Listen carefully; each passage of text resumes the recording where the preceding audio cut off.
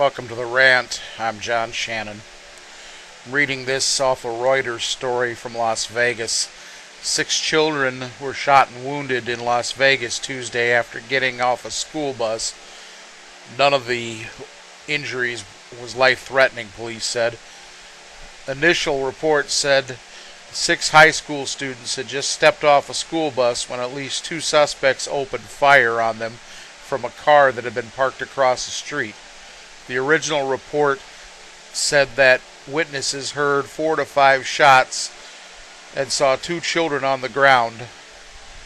Seconds later, we got another call that another person had heard about 10 gunshots and saw 4 kids fall. This according to Las Vegas police spokesman Raymond Derby. Total of 6 children, all of them high schoolers, have been shot. All the injuries are non-life-threatening, and the victims have been transported to the trauma center and are seeing doctors there. You know, just a couple of days ago, I believe I said something to the effect that guys like the nut job in Omaha, guys like the shooter, the Virginia Tech shooter, and now this guy that shot up a couple of different churches out in the Denver area, you know, and the Columbine shooters. You know, just a couple of days ago, I said those disenfranchised dumbass white kids scared me more than the gangsters that apparently, and now it doesn't say this in this story, and forgive me if this comes back to be wrong, although I did hear a source on the radio when I first heard this story that said that this was gang related.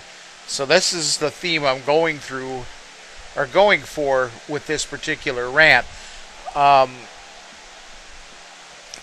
I wish, you know, all of a sudden I'm at a loss again. You know, the only reason I get up and do these damn things in here is just to vent a little bit. You know, my old lady doesn't get off work until later on. You know, it's just me and the dogs, and well, you know, sometimes the dogs are good for a little bit of intelligent conversation. They don't argue with me, that's one good thing. But I'm definitely frustrated with this because I used to live out in Vegas. I lived out in Vegas for 5.5 years and saw how big of a hellhole Las Vegas was back then. Gang activity out there had just gotten outrageous. Now, I have no idea what the suspects, if they were Hispanic, if they were black, if they were white. I don't give a damn. I can't help but think that this was indeed gang related. And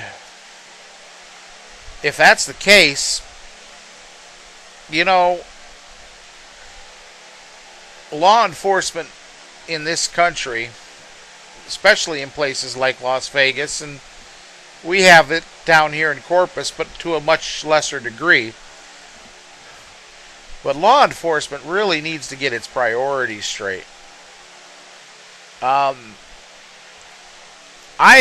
for the life of me, still don't understand why cities who have gang problems still have cops that are on traffic detail, specifically on traffic detail, as in the cop that's sitting on the highway with his little fancy radar gun, seeing if you're going 5 miles an hour over the speed limit. They never catch the guys that are going, you know, 15, 20, 30 miles over the speed limit. It's always the poor yahoo that's going 7 to 10 over, you know.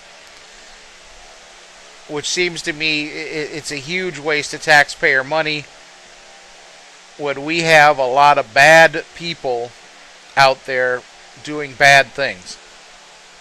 You know, prostitution, drugs, shootings like you see here. It just does, taking care of or getting rid of gang violence seems to be a good catchphrase when somebody's running for, police chief, sheriff, maybe mayor, because he'll mayor or governor because I was tough on crime in this city. Well, if you look at the inner cities nowadays, and Vegas is a perfect model of it.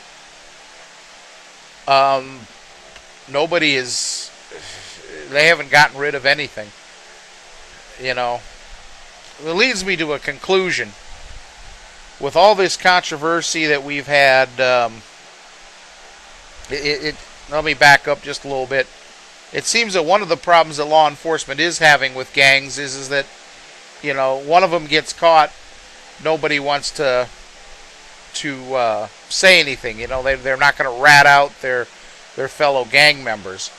So I got a hell of an idea. With all this controversy surrounding waterboarding, hey, why not?